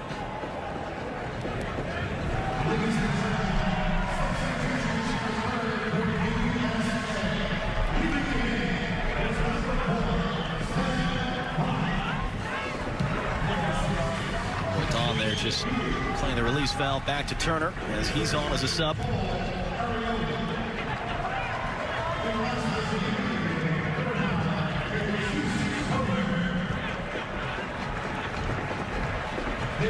This has matched the biggest ever defeat for Trinidad and Tobago. The next goal for the U.S. would match the biggest ever win for the United States men's team. The line for Jonathan Lewis, and Ball Stadium play well. Lewis trying to weave his way around. Lewis turns the corner, the cross pinged around. DK was in there. Robinson trying to hold it in and hacked away. Jonathan Lewis has looked really sharp tonight, and what you're seeing, you see it a lot week in, week out in MLS, but his ability to beat a defender off the dribble and get a defender on the back foot, quickly shifting the ball side to side, step overs, and yes, the defending hasn't been great from Trinidad and Tobago tonight, but just his sheer pace alone, his second goal tonight, that gets the defender backing up. Pena doesn't want to give him the line, so then he backs up. Lewis says, okay, I'll come on my right foot and pick out that far corner. So he's impressed. I know Greg Berhalter has been impressed by his training camp as well. He's followed that up with 2 goals tonight. Well, Daryl DK, one of 5 children born to parents originally from Nigeria, growing up in the Oklahoma City suburb of Edmond. His brother Bright played twice for Nigeria, scored a goal against Italy as well. His sister Courtney played for Nigeria against the U.S. the 2015 World Cup. So of the 5 kids the DK's had, 3 of them have reached the international level of soccer as Daryl makes his debut for the United States in this game. Coming off of that rookie year for Orlando City, a player that Greg Berhalter told us in November he was really excited to get into camp. He was in the camp in December, picked up an injury, didn't play in the game. But sure, another young, raw player with a lot of really intriguing tools to his game that Oscar Pereja has loved having with Orlando City, and Greg Berhalter has been really intrigued by for the United States. I tell you, his opportunity last 20 minutes. John, I wouldn't mind getting my hands on the training manual from the DK family that they were doing in the backyard growing up. That's impressive, I tell you. 3 full internationals. You think about, just the odds of being a professional soccer player, let alone reaching this level. It's a tremendous accomplishment. There's Aaron Herrera now. Herrera's cross. DK swing and a miss from Roldan. DK trying to get through. Christian Roldan, meanwhile, it's his 20th international appearance. He's never scored a goal, and he saw the bright lights there for a moment with that big swing.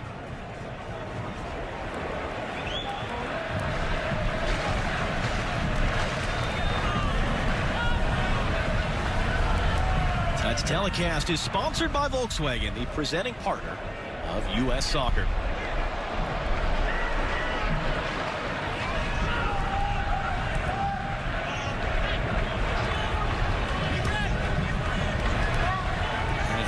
Confirmed they've decided not to take the 2-minute break in the second half as they did in the first half as that shot sails over. So we're going to run straight through the final 20 minutes. Matt Turner, a penalty save, 7 goals for the United States. The U.S. tonight has had 3 players score multiple goals. The last time that happened was a game in November of 1993. Dom Kinnear, Joe Max Moore, and Mark Chung each scoring multiple goals in a game against the Cayman Islands. This is not something, as we said at the top of this half, that the U.S. historically does a lot to really thump a team in this type of way, even a team that has some massive, massive challenges just to be on the field tonight. Yeah, and 3rd straight game with 3 first-time goal scorers for the United States as well. So, I mean, you're talking about all the different superlatives and stats that they're racking up, and another goal would see it be the 8th. But if you're Greg Berhalter, I would say it speaks to the quality of the talent and the pool right now.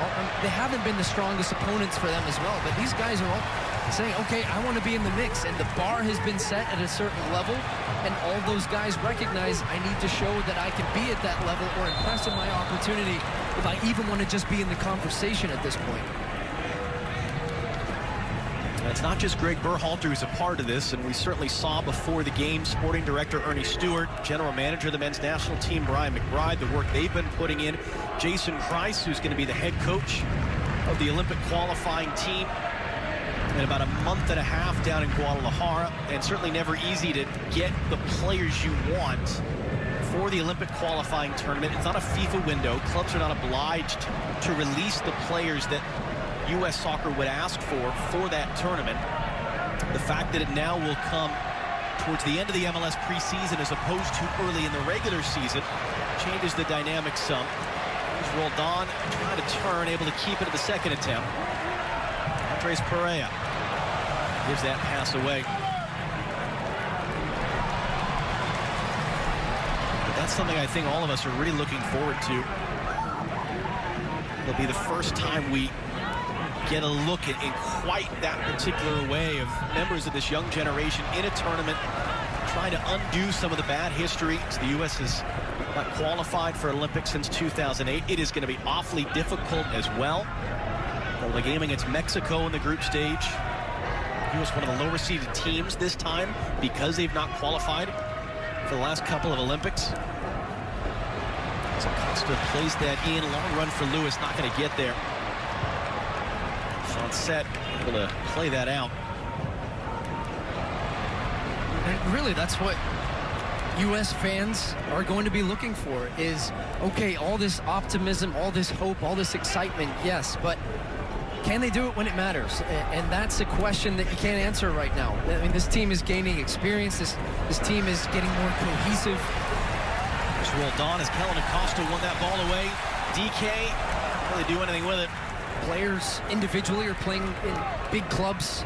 As you see, Jason Kreis will be looking to get the United States back to the Olympics for the first time. As Moedu mentioned, the team we were a part of back in 2008, which is crazy to think that is 13 years ago now. But anyways, before I date You're getting myself older. I even know it's more. hard to wrap your head around sometimes. But it really is such an important part of the development of this next generation of players. And as Greg Berhalter said, he said, well, if I could pick my strongest team, then we'd really be talking if you have Pulisic, McKennie, etc. That's not going to be the case for J.C. Price, but he will still have a strong group of players at his disposal, and the pressure will be on for them to qualify down in Mexico.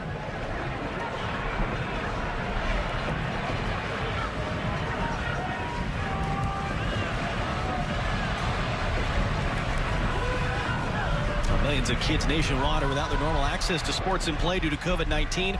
That's why Fox Sports and Good Sports are restoring play for kids and the programs that serve them through donations of brand new sports equipment. Text PLAY to the number on your screen to help keep kids in the game. Chris Mueller on the ball now. Scored twice on his debut in December. Bello joining up, couldn't quite take it with him. Mueller trying to win that ball back and couldn't do so. Now it's Roldan's turn. And that's going to be a foul. But it is, to circle back to what you're talking about, Stu, the Olympic tournament for the men is somewhat more esoteric. It's an under-23 tournament. You can bring 3 overage players. It has a different profile than on the women's side, what really is the other major international trophy to be won along with the World Cup. What would be the significance for the U.S. to qualify for the Olympics and be at the Olympics for the sake of building up towards the World Cups, either of 2022 or even, for that matter, the World Cup of 2026? Yeah, it's a good question, because I get asked that a lot when talking about my experience at the Olympics or just the Olympics in general. And what it does, and yes, it is an under-23 tournament on the men's side, but what it does replicate, though, is going to those big tournaments and that feel. And I remember when we played against Holland, and they had Drenthe, a guy playing at Real Madrid, and they had some big-name players, and you're playing in these big games and these big moments and big stadiums in front of large crowds, and there's really a lot that goes along with that. And so for some of these players that will not be part of... Here comes Trinidad. Giveaway there, and Robinson fouled as he was trying to close it in. Telfer was a little bit late. So in many ways, it's a dry run for what's to come next, and that's why it's just so important for some of these players. And here comes another important debut off the FC Dallas talent factory line that just keeps churning out top-level players for Tanner Tessman. And Herrera's going to come off on his debut. And 19-year-old Birmingham, Alabama native Tanner Tessman will make his international debut, coming off of his rookie season as an FC Dallas homegrown player. We had some intelligence that not only Tessman's father, but his godfather, Dabo Swinney, Super fanning over there. Davos. Stu Holden's patron saint. Clemson Look at, Tigers, you can see baby. the smile coming through that mask to see his godson on the field for the U.S. as Bello gets first to that loose ball, cuts it back, no one there. Talk about my worlds colliding right there, John Strong. Clemson Tigers football and U.S. men's national team. Dabo Swinney fanboying up in the stands. We love to see it. What a great moment for Tanner Tessman. And a young man that might have been spending this last fall playing soccer for Clemson, maybe even kicking field goals for the Tigers. That was brought up at one point. When your godfather's the head coach of the football team, you get those sort of opportunities. Look at his shirt there. He's wearing a signed Tessman shirt as well. It's not just a Tessman shirt. He had him autograph it. And yet, the thing that was sort of accelerated for Tessman this year, including some injuries in preseason. He was an opening day starter, getting his opportunity as a rookie, and now playing for his country at the age of 19. And a free kick now for the U.S. that Kellen Acosta will send in. Couldn't quite find Long on that one. He got clipped on the end of it. Aaron Long is limping a bit behind the play. And he's gone down to a knee behind the play right now as Telfer carries forward. And Acosta wins it back to Chris Mueller. Mueller charging forward. DK making the run in front of him. Roldan's in the middle. Long is still gingerly moving along. Here's Jonathan Lewis. Could get a hat trick. How about Roldan from a narrow angle? And that was an offside flag. That ends the play.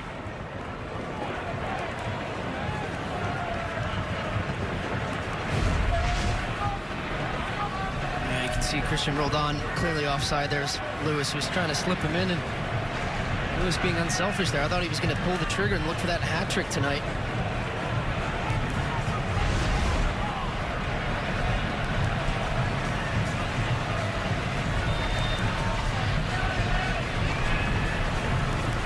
We spoke with Tessman before one of the FC Dallas games we had on FS1 this fall.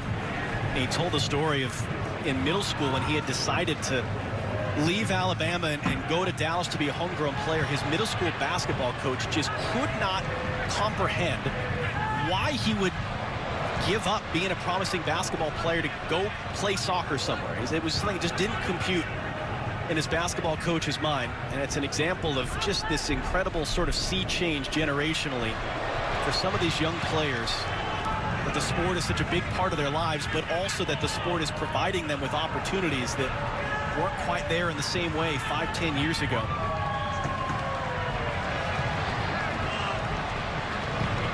And you really are seeing the investment in MLS academies, the investment U.S. Soccer put into the development academy, just with these players that have come through and are getting these opportunities now. It's for so many of them, the first real big test is going to come in about a month and a half in that Olympic qualifying tournament. There will be no U20 World Cup this year. Guys like Tessman might have been a part of that, but that has been canceled because of the COVID-19 pandemic, and so the Olympic qualifying is the big youth age tournament that is available at the international level this year. As Trinidad and Tobago will make another substitution, and Noah Powder, New Jersey born, one-time member of the Red Bulls Academy, now with Real Salt Lake, being elevated from Real Monarchs this coming season. He's going to be on to replace Jamal Jack.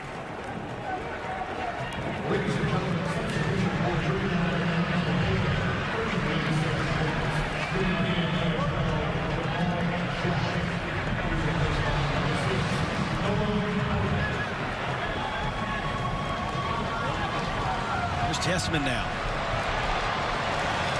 Lifting up ahead. Alan Acosta will play the cross back in the middle. DK let it go. Mueller picks it up. DK a chance, and it was blocked. And it's out for a corner. It was Hackshaw of Indy 11 who got his body in the way.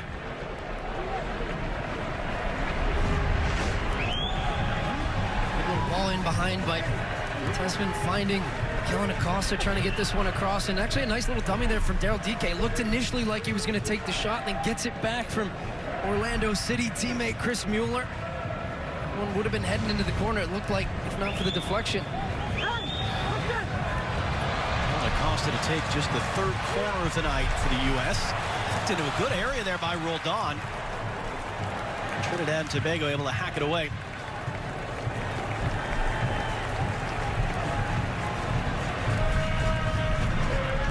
Terry Fennick, who came in for some criticism in Trinidad for taking this game. As he said, if we're going to improve, we have to get experience against the biggest teams in our region. We have to give these players an opportunity.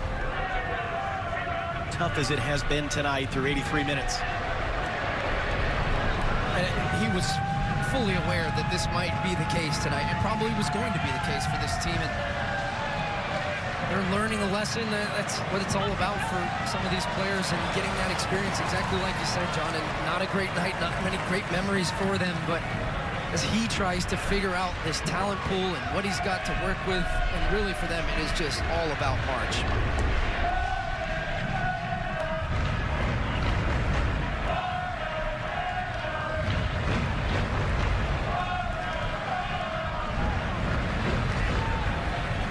Trying to keep that ball in play, and he did, and it was cleared out of there by Hackshaw. Trinidad and Tobago are going to play Guyana, Puerto Rico, the Bahamas, and St. Kitts and Nevis in a single round robin. Only the top of those 5 teams will advance to the final round of World Cup qualifying. You got to give that one back, buddy. But we have him on camera, so if he tries to escape. Yeah. Ah, there you go. Cooler heads prevail. Walked it down. What a gentleman. As Perea is fouled.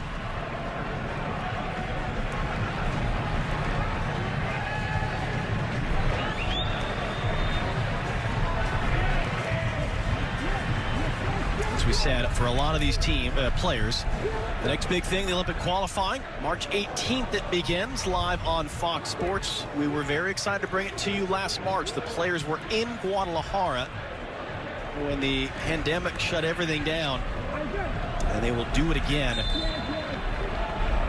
a matter of weeks. Alan Acosta will send in that free kick. Tessman letting fly and spins off wide.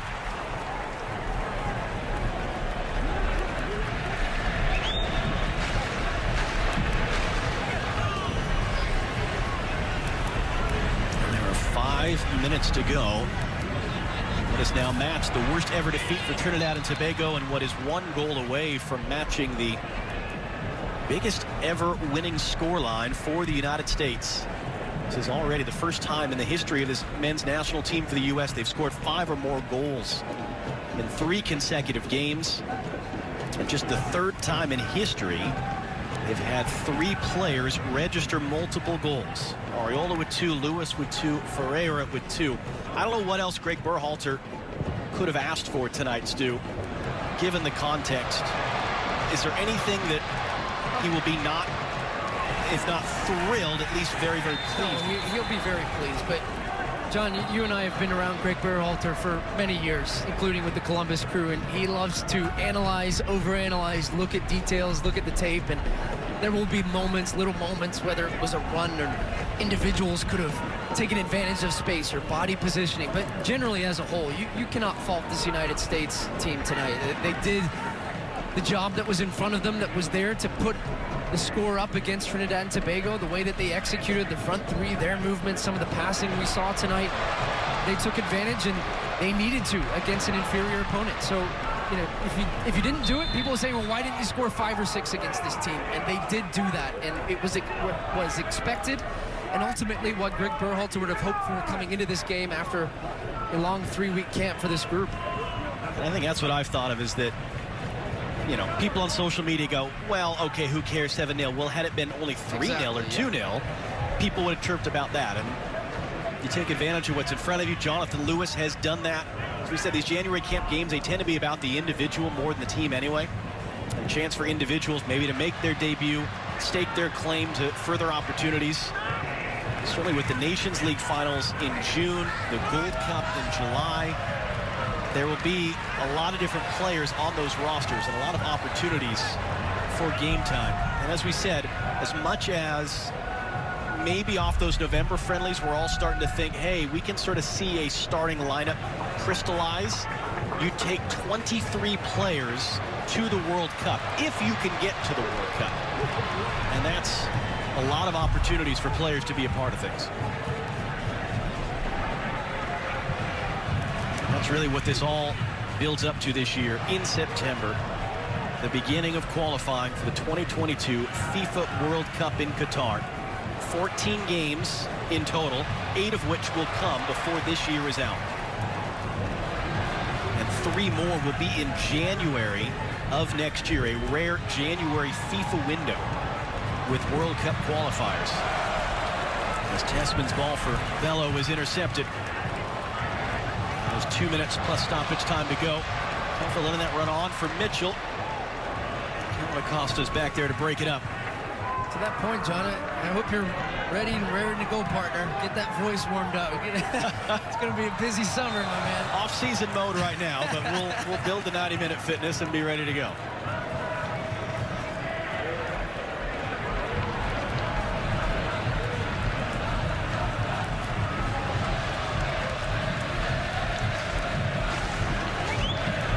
And the hope as well is to see Trinidad and Tobago there, to be honest.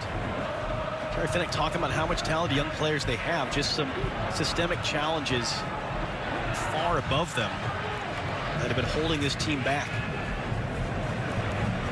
We'll see if they can navigate their way through to be into that final round come September. That pass for Acosta's intercepted.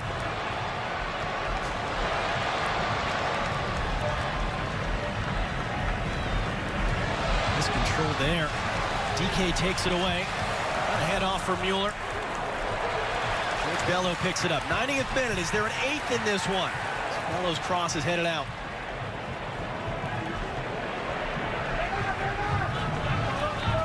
One last chance for Trinidad and Tobago to get something on the night. Matt Turner going the distance in his debut. A penalty save in the second half, the biggest action that he has had on a big night in his life.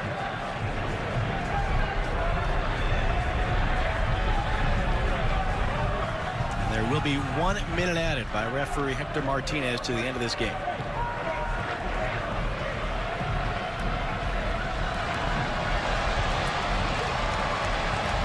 Wheeler had it knocked away, trying to find Tessman. Fonset gets there just in front of DK. And the officials, perhaps understandably, have just changed their mind and told us that there will not be really any stoppage time. We'll see exactly what happens here as we hit the 90-minute mark. And that's going to be the end of the game. 7 goals on the night for the United States. Their biggest ever win and their 27th all-time meeting against Trinidad and Tobago.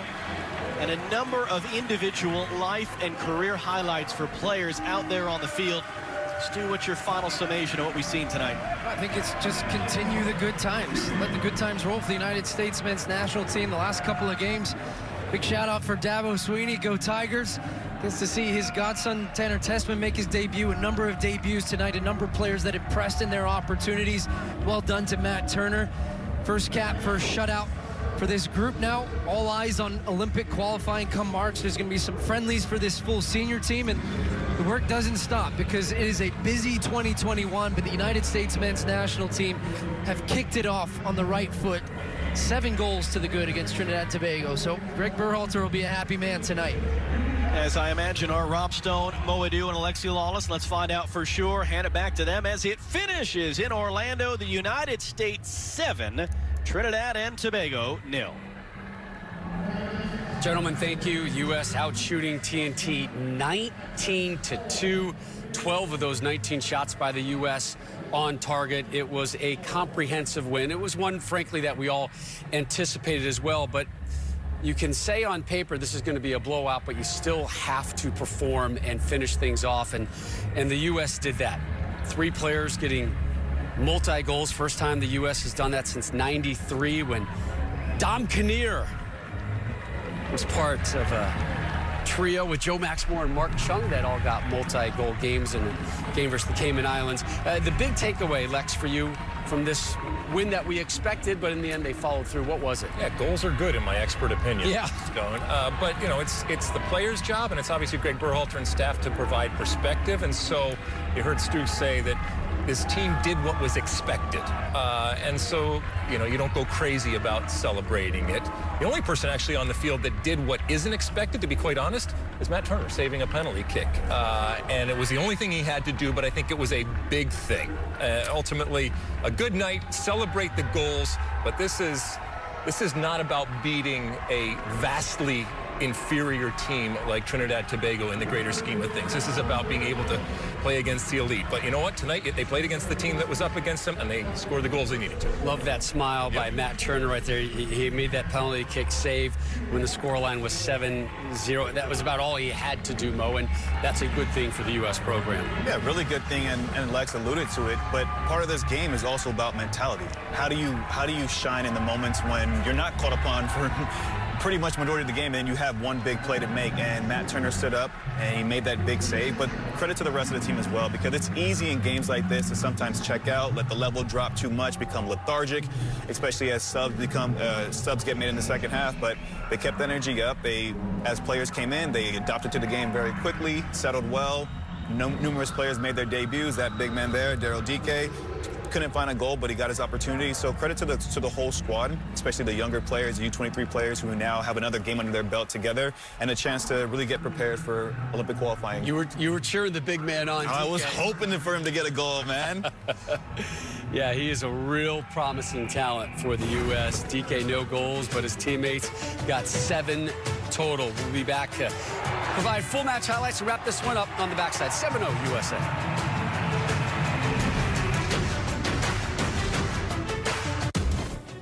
FS1's coverage is sponsored by Volkswagen, the presenting partner of U.S. Soccer. Jesus Ferreira, 2 goals and 3 assists. This one was never in doubt.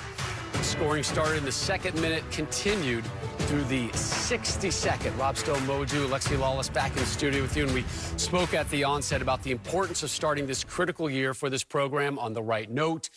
Mission accomplished, and perhaps no one player accomplished more today than Jesus Ferreira, who joins us live now on the field. Jesus with his first international goal, 2 goals, 3 assists. I wish the mask wasn't on your face because I want to see that smile.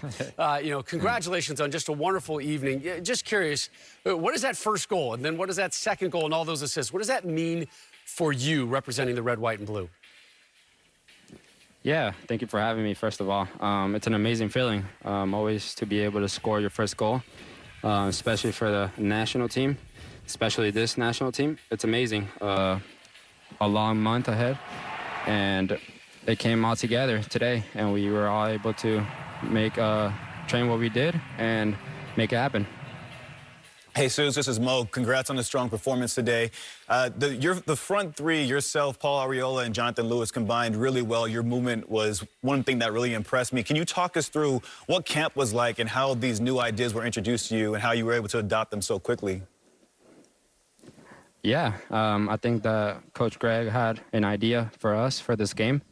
We had a long camp of trying new things, trying to get to know each other, and as you can see in the game, it worked. We got long practices of getting to know our movements and what worked for us, and we all put it all together today. Jesus, Coach Greg, as you referred to him, he referred to you as playing like a Robbie Firmino. If you were to look at some players out there that you look at and have watched and want to play like, both when you're playing for club and when you're playing for the national team, who are some of those players? I would say Neymar. I think that when he drops and combines at the bottom, he creates a lot of space, especially for the wingers. So I think I would want to play like him, especially coming off the 9. Jesus, again, congratulations. Your first international goal. Wonderful evening. 2 goals, 3 assists. We appreciate you joining us live. Get on out of there. Go enjoy a wonderful performance and a great start to 2021 for the U.S. men's national team. Jesus Ferreira, one of the real big winners tonight for the red, white, and blue, but there were plenty of winners. Goal scoring started in the 2nd minute, guys. Jonathan Lewis getting his first international goal. Oh, and it starts with a peach of a ball by Vine. Slips him in. Good composure there by Jesus Ferreira. And Jonathan Lewis tucking in there, making it easy, making it 1-0. All right, well, we just spoke to a wonderful little overlap here. Vines drops it back. Hook, who's on the doorstep right there. That's got to feel good. There's your smile, Rob Stone. Yeah, we love smiles. Paul Arriola smiling as well. Goals here in the 22nd and the 41st. Yeah, he started the play, and a good composure again by Ferreira to find him. He slots it home to make it 3. And Ferreira assisting on this one as well in the 41st. Ooh, Arriola with his left foot. A little help from the goalkeeper there, but he'll take it. Center backs getting together on this one in the 52nd, Lex. So nice across to the big man. He says, I'll bet you, partner. I got you. Come on to Miles Robinson. Yep. Jonathan Lewis. Nice goal here in the 55th. Yeah, we didn't see the pass from Count across a good ball, but Jonathan Lewis, confident finish there. And then Ferreira with his 2nd in the 62nd. Arriola getting the assist. Oh, nice little meg pass right there from Arriola. Oh, and a dance. Okay. And then Matt Turner getting involved in the action as well. Penalty kick save denying Alvin Jones and keeping a clean sheet for the red, white, and blue. The big winners from this outing tonight. Lex, who were they? Well, the man that we spoke to, Jesus Ferreira, for sure. I mentioned Matt Turner doing what was not expected. Everyone else, did what is expected. You're a goal scorer. You're playing against inferior opposition. You make sure that everything counts and make sure you get those goals. And look, I don't want a grumpy old man this tonight. This should be celebrated. This is goals. Goals are good. This team has a long year. Plenty of games to happen. Plenty of games against much better competition. They understand that. We understand that. Take the win, take the goals, and we'll get back up tomorrow and we'll worry about beating the elite teams because that's going to come. I'm going to say Jason Kreis.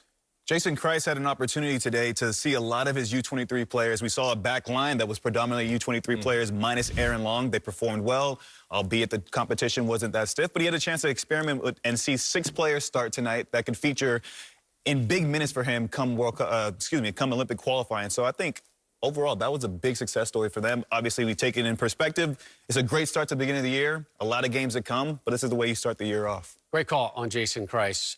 Olympic qualifying starting in March. Coverage you can see right here on Fox Sports. What's the importance of this round of qualifying, Lex, for Jason Kreis and these potential Olympians? We could field an entire national team for our Olympic team. That's how much talent that we have. So you got to cultivate that opportunity that is the Olympics and use that for a core and for players that are going to help you in the World Cup, because it will.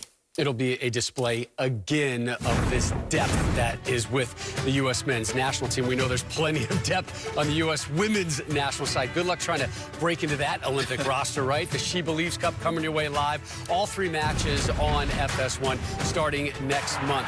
This game, never in doubt, guys. 4 goals in the first half, 3 more in the second. The U.S. starts 2021 in emphatic fashion, a 7-0 cruise control win, but tougher days will be ahead for this program that is definitely back on the rise.